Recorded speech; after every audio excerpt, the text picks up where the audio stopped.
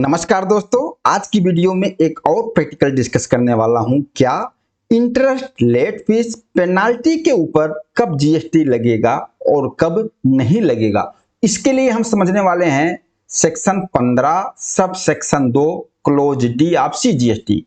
हम बात कर रहे हैं इंटरेस्ट मिला हमें, क्या उस पर जीएसटी लगेगा। इसके लिए हम दो पॉइंट में समझने वाले हैं।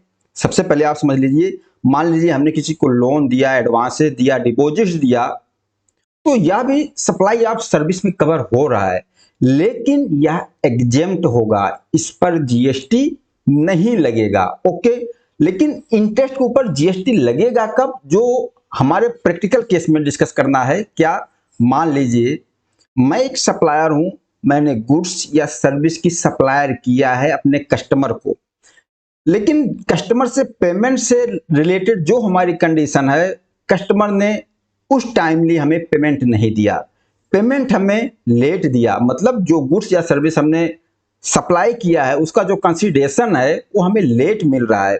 इसकी वजह से मैंने, मतलब सप्लायर ने इंटरेस्ट चार्ज कर दिया किसके ऊपर, कस्टमर के ऊपर। तो क्या इस इंटरेस्ट पर जीएसटी लगेगा? बिल्कुल, इस इंटरेस्ट पर जीएसटी लगेगा। और किस तरीके से लगेगा, देखो, यह आपका वैल्यू ऑफ सप्लाई में कवर्ड हो जाएगा कि जो आपने सप्लाई किया है उस सप्लाई की वैल्यू मान ली जाएगी और इस पर जीएसटी देना होगा। इसको हम एग्जांपल समझ लेते हैं। मान लीजिए मैंने गुड्स या सर्विस की सप्लाई की अपने कस्टमर को 5 लाख का, ठीक है, लेकिन जो हमारी पेमेंट का कंडीशन था उस हिसाब से हमारे कस्टमर ने मुझे पेमेंट नहीं दिया। तो मैं क्या करता हूं, इंटरेस्ट लगा दिया, जो भी पर मंथ के हिसाब से जो भी इंटरेस्ट था मैंने इंटरेस्ट लगा दिया 50,000। अब यहां पर एक पॉइंट ये भी समझना, जो मैंने इंटरेस्ट 50,000 चार्ज किया, क्या 50,000 के ऊपर जीएसटी लगाऊंगा?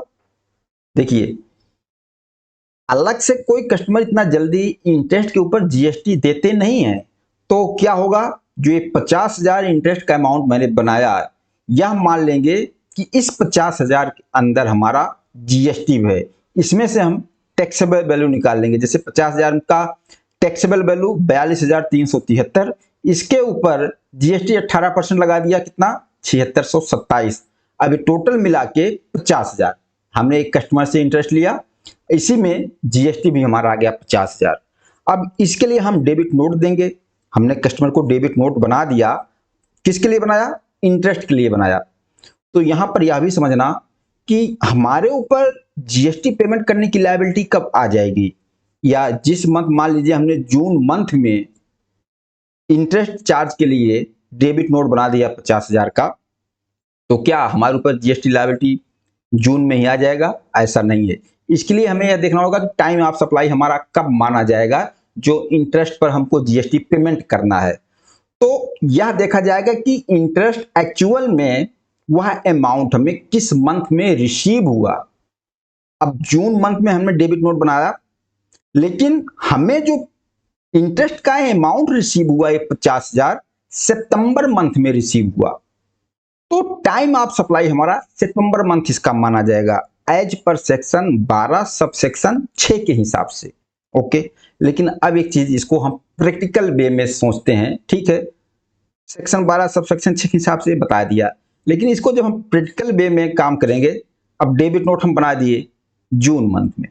अब डेबिट नोट जून मंथ का, तो हम अपना जीएसटी R1 जब फाइल करेंगे, तो अगर उस डेबिट नोट को जून मंथ के जीएसटी R1 में हम शो करेंगे, तब तो हमारा उसी मंथ जीएसटी लायबिलिटी शो करेगा।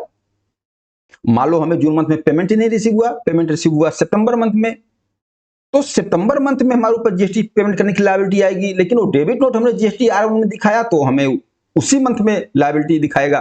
तो यह प्रैक्टिकल वे में इसको कैसे किया जाएगा? देखिए, इसके लिए कोई भी, बहुत कम ऐसे लोग होते हैं जो इंटरेस्ट चार्ज कर देते हैं, डिले पेमेंट की वजह से इंटरेस्ट चार्ज करते हैं। अगर वो इंटरेस्ट चार्ज भी कर रहे हैं तो ये प्रैक्टिकल वे में काम करने के लिए यह चीज को डिसाइड कर लो कि जिस मंथ आप, जैसे इस मंथ डेबिट नोट दे रहे हो, तो इसी मंथ आपको पेमेंट भी रिसीव हो जाना चाहिए इंटरेस्ट का। फिर उसी मंथ टाइम आप सप्लाई हो जाएगी और फिर उसी मंथ आप जीएसटी R1 में शो करेंगे, लायबिलिटी आ जाएगी, पेमेंट कर देंगे। अगर हमने डेबिट नोट जून मंथ में इशू कर दिया, जीएसटी आर में दिखा दिया तो लायबिलिटी बताएगा।